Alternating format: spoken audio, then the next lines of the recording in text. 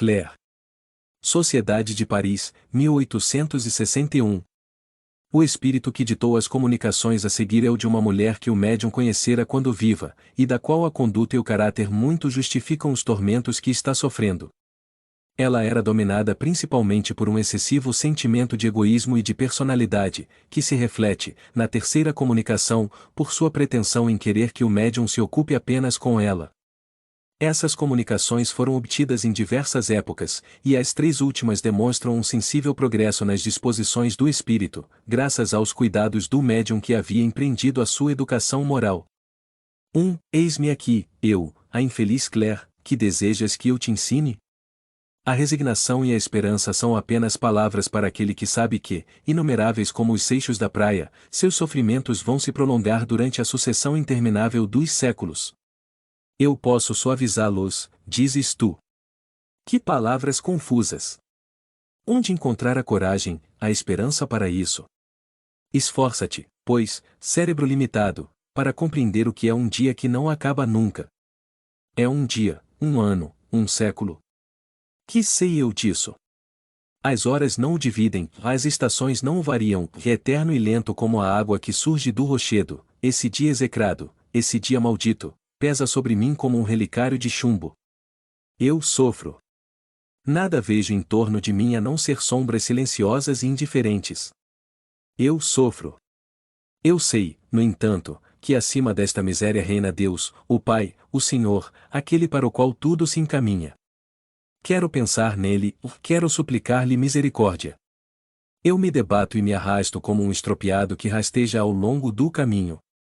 Eu não sei que poder me atrai em tua direção, talvez tu sejas a salvação.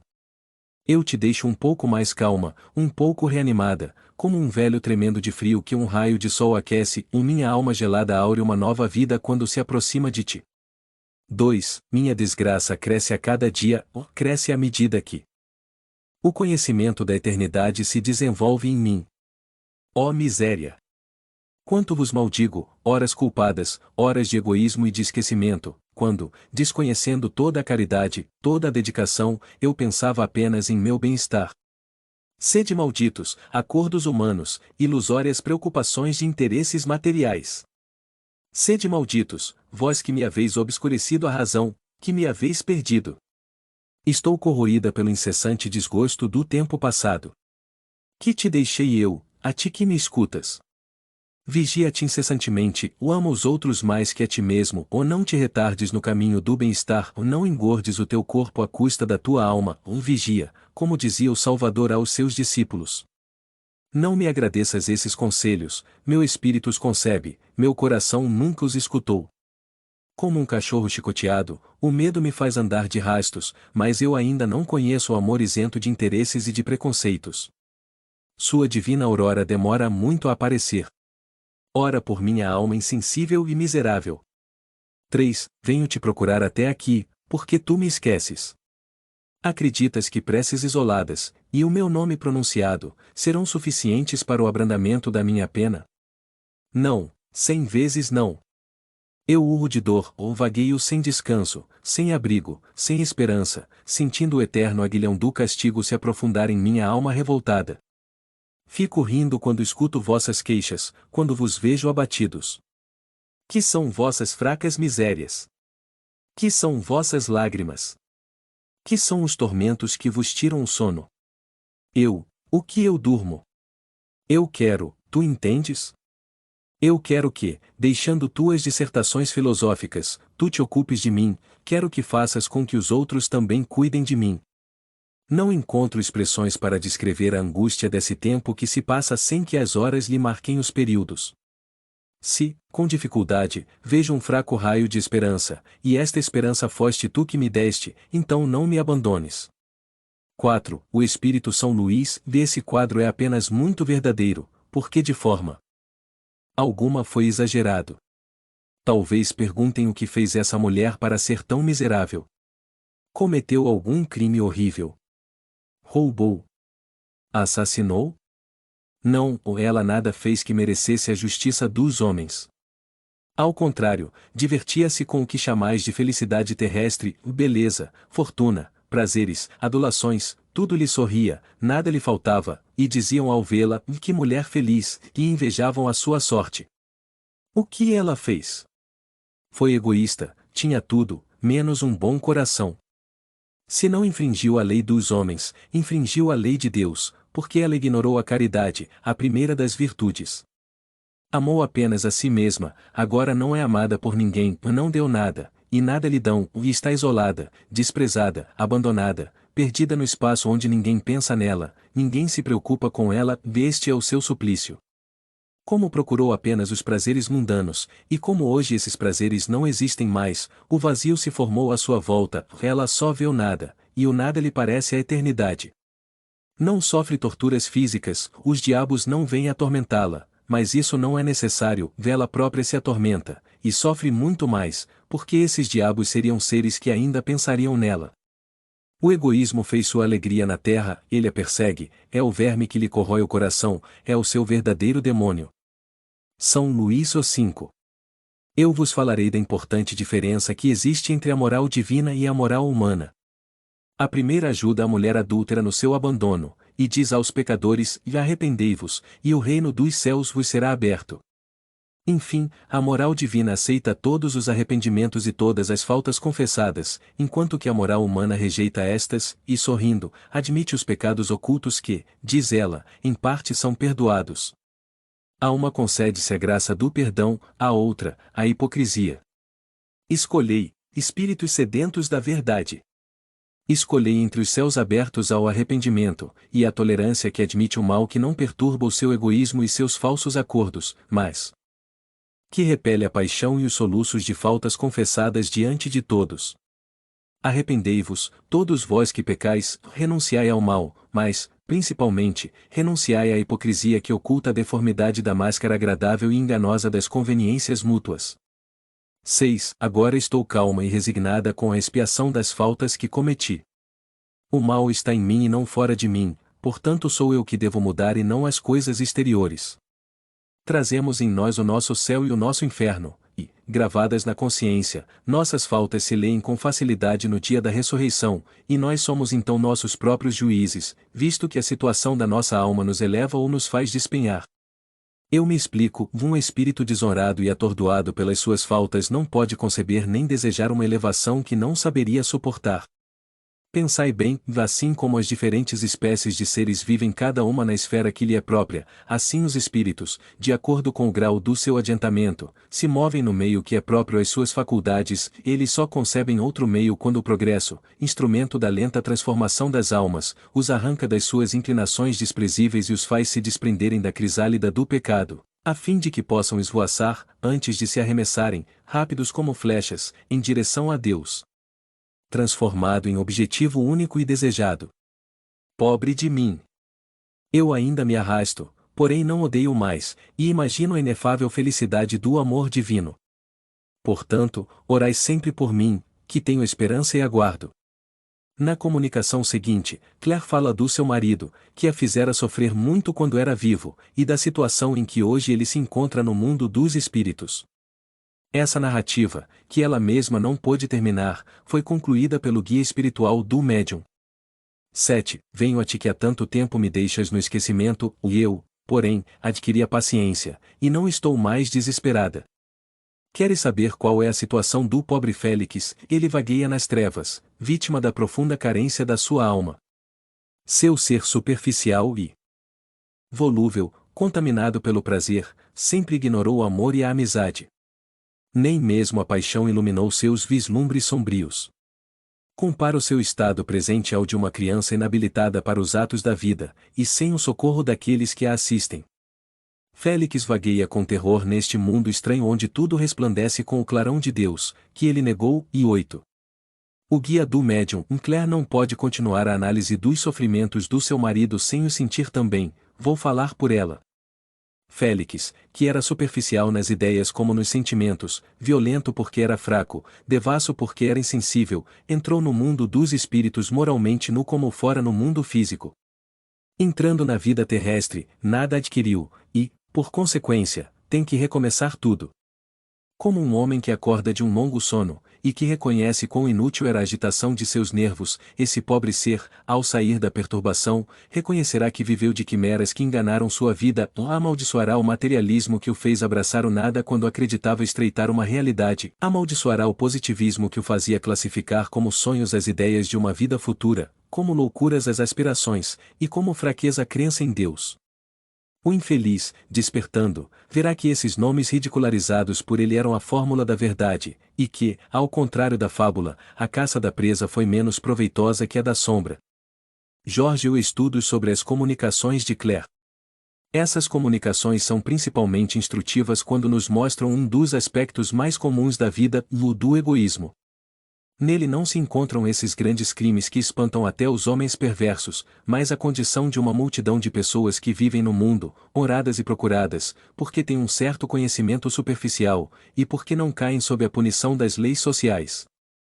Essas pessoas não têm, no mundo dos espíritos, castigos excepcionais cuja descrição faça estremecer, mas uma situação simples, natural, resultante da sua maneira de viver e do estado da sua alma.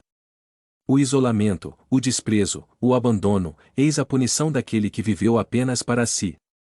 Clara, como se viu, era um espírito muito inteligente, mas um coração insensível, na terra, sua posição social, sua fortuna, seus predicados físicos, faziam com que recebesse homenagens que alimentavam a sua vaidade, e isso lhe bastava, no mundo espiritual ela encontra apenas indiferença, e o vazio se faz à sua volta, punição mais lancinante que a dor, porque é mortificante, visto que a dor inspira a piedade, a compaixão, e isto ainda é um meio de atrair os olhares, de fazer com que se preocupem com ela, se interessem por sua sorte. A sexta comunicação contém uma ideia perfeitamente verdadeira, em que ela explica a obstinação de certos espíritos no mal. Admiramo-nos ao ver que tais espíritos são insensíveis ao pensamento, ao próprio espetáculo da felicidade de que desfrutam os bons espíritos. Eles estão exatamente na posição de homens degradados que se comprazem na lama e nas alegrias grosseiras e sensuais. Lá, esses homens estão de alguma forma no seu meio, eles não concebem as alegrias delicadas, preferem seus farrapos sujos às vestimentas próprias e brilhantes porque neles estão mais à vontade, preferem suas festas báquicas 170 aos prazeres da boa companhia. Estão de tal forma identificados com esse gênero de vida que este se torna para eles uma segunda natureza, acreditam mesmo que são incapazes de se elevarem acima da sua esfera, eis porque ficam ali, até que uma transformação do seu ser tenha aberto sua inteligência, desenvolvendo neles o senso moral, e os tenha tornado acessíveis a sensações mais sutis.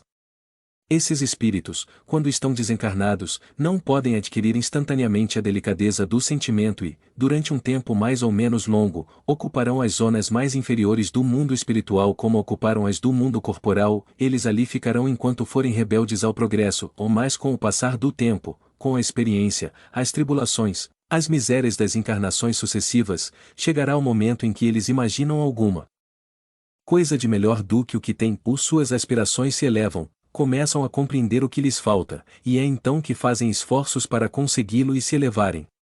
Entrando nessa estrada, eles caminham com rapidez, porque experimentaram uma satisfação que lhes parece bem superior e perto da qual as outras eram somente grosseiras sensações, acabando por lhes inspirar repugnância. As perguntas seguintes foram feitas na Sociedade de Paris, a propósito da última comunicação de Claire. O espírito de Claire fala das trevas em que se encontra o espírito de seu marido. Muitos espíritos já falaram dessas trevas que cercam certas almas sofredoras. Seriam essas as trevas das quais tão frequentemente se fala nas Escrituras, quando é dito, os maus serão lançados nas trevas, no negro abismo? Como são produzidas essas trevas, já que no mundo dos espíritos, não existem as mesmas causas de alternativa de luz e de claridade que existem na Terra? Esse castigo é destinado a certas faltas mais especialmente que a outras, e quais são essas faltas? As trevas a que se referem, na realidade, são aquelas designadas por Jesus e pelos profetas, falando do castigo dos maus. Mas isso ainda é apenas uma figura destinada a impressionar vivamente os sentidos materiais dos seus contemporâneos que não teriam podido compreender a punição de uma forma espiritual. Certos espíritos são lançados nas trevas, mas é preciso compreender essas palavras como uma verdadeira noite da alma, Comparável à obscuridade que atinge a inteligência do idiota. 172 Não é uma loucura da alma, mas uma inconsciência de si mesma e do que acerca que se produz tanto diante como na ausência da luz material. É principalmente a punição daqueles que duvidaram do destino do seu ser ou acreditaram no nada, e a aparência desse nada faz o seu suplício, até que essa alma, fazendo um retorno sobre si mesma, possa romper com energia a rede de abatimento moral que aprendeu, da mesma forma que um homem, oprimido por um sonho penoso, lutem. Um certo momento, com toda a força de suas faculdades, contra os terrores pelos quais inicialmente se deixou dominar. Essa momentânea redução da alma a um nada fictício, com a consciência da sua existência, é um sofrimento mais cruel do que se poderia imaginar, em razão dessa aparência de repouso pela qual é atingida, é esse repouso forçado, essa nulidade do seu ser e essa incerteza que são o seu suplício. O tédio, de que está sobrecarregada, é o castigo mais terrível, porque Claire não percebe nada em torno de si, nem coisas nem seres, e isso, para ela, são verdadeiras trevas. São Luís. Claire, vês-me aqui. Também posso responder à pergunta sobre as trevas, porquanto errei e sofri muito tempo nesses limbos onde tudo é soluço e misérias. Sim, as trevas visíveis de que falam as Escrituras existem, e os infelizes que, tendo terminado suas provas terrestres, deixam a vida, ignorantes ou culpados, são lançados na fria região, nada sabendo de si mesmos e de seus destinos. Eles acreditam na eternidade da sua situação, balbuciam ainda as palavras da vida que os seduziu, admiram-se e assustam-se com a sua grande solidão. São trevas, e esse lugar vazio e povoado, esse espaço onde, arrebatados e gemendo, pálidos espíritos vagueiam sem consolação, sem afeições, sem nenhum socorro. A quem recorrer? Lá, sentem a eternidade pesar sobre eles, têm medo e deploram os mesquinhos interesses que determinavam as suas horas, sentem saudades da noite que, sucedendo ao dia, muitas vezes levava as suas preocupações com um sonho feliz. As trevas são, para o espírito, a ignorância, o vazio e o horror do desconhecido. Eu não posso continuar.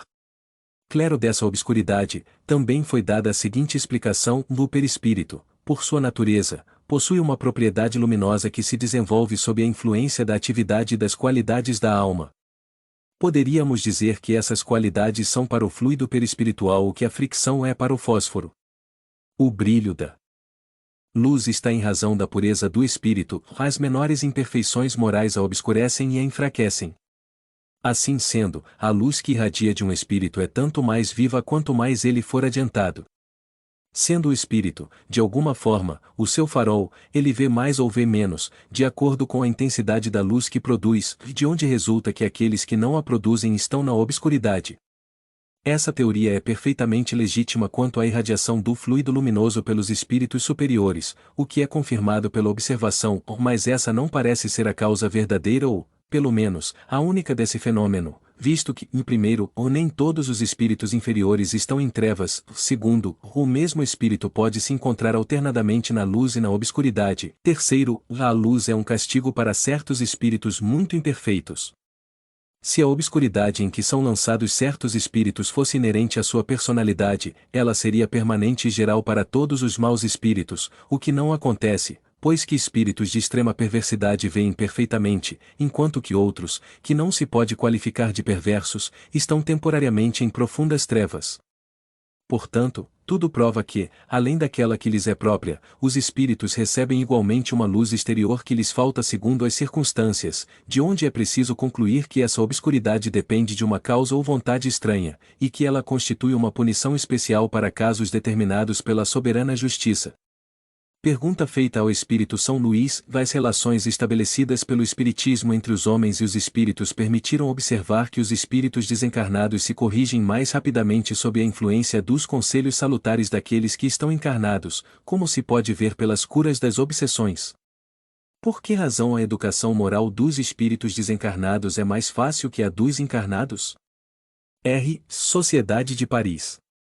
O encarnado, por sua própria natureza, está em um estado de luta incessante em razão dos elementos contrários do qual ele é composto e que devem conduzi-lo ao seu fim providencial, reagindo um sobre o outro.